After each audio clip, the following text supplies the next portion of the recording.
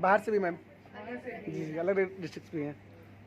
आप सबका बिहार राज्य विधिक सेवा प्राधिकार के प्रांगण में सबसे पहले स्वागत है। मैं अपने ऑफिसर्स की तरफ से और जो हमारे स्टाफ जो लगे हैं जिन्होंने इसको फैसिलिटेट किया है उनकी आभारी हूँ।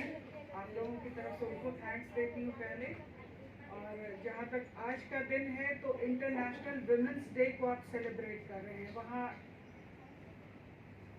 ये जो लोगो लिखा है invest in women accelerate progress, ये यूनाइटेड नेशंस का इस साल का 2024 के लिए स्लोगन दिया हुआ है। तो invest in women accelerate progress का मतलब मेरे ख्याल से सबको समझ में आ रहा होगा। इन्वेस्टमेंट जो है हम अपनी घर के फैमिली वुमेन, हमारे यहाँ एंशिएंट सिविलाइजेशन से ही महिला को शक्ति एक दूसरा जो वर्ड देते हैं, जहाँ वुमेन है मतलब पावर है।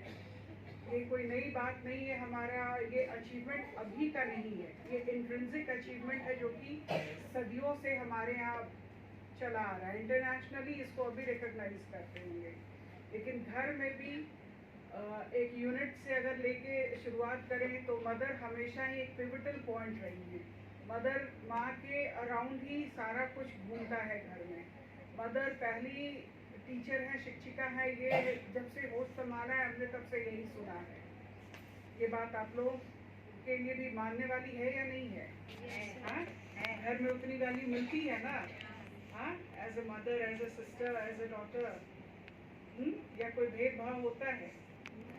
नहीं होता ना। अब तो मॉडर्न एज आ गया, अब तो कहीं नहीं होता होगा, या कहीं भी होता है तो हर तरीके से कानून जो है आपके साथ कि जेंडर इक्वालिटी, मतलब लड़के लड़कियों में कोई भेदभाव ना हो, इसके लिए भी कार्यशाला हमेशा ऑर्गेनाइज करके अवेयरनेस प्रोग्राम्स वगैरह करवाते रहती हैं।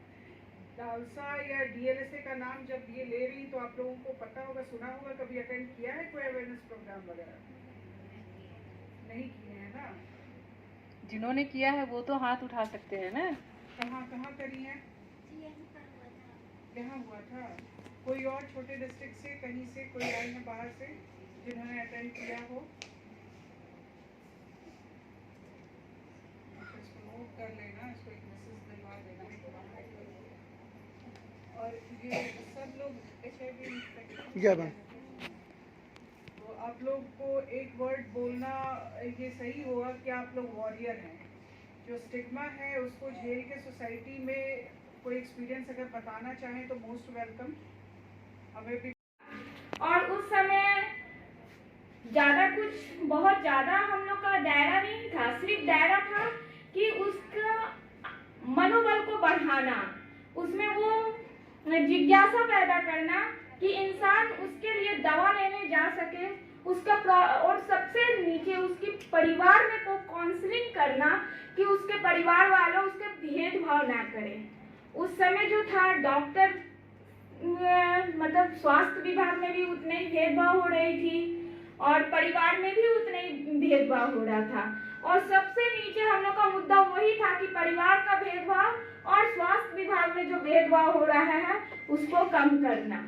और उसी लेवल से फिर दवा का, और फिर धीरे धीरे हमारा जो कार्य क्षमता हुआ वो धीरे धीरे बढ़ते हुए आज हम लोग का बहुत ज़्यादा हो गया है, बहुत अधिक हो गया। तो योजना से हम लोग जुड़ने लगे हैं, मुख्य धारा से जुड़ने लगे हैं, ये सब चीज़ की अब जरूरत होगी। लेकिन बेसिक उस समय वही था कि हमें दवाई मिले और हमारे परिवार में जो नफरत और भेदभाव के दृष्टिकोण से हमें देख रहा है उससे हमको मुक्ति मिले। अब हम विराम देते हैं अपने बारे में।